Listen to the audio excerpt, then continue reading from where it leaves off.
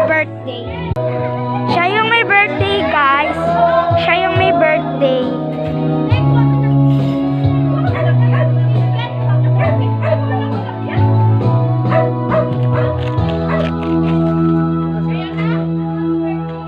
So, ayun guys. So, nandito lang sa bahay namin yung may birthday. So, nandito sila sa labas.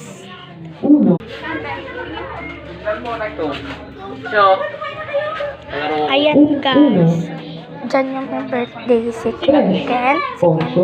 Dito lang yung bahay namin. So, yun guys. Wala lang ako magawa. Ha? Oo, nagbago siya.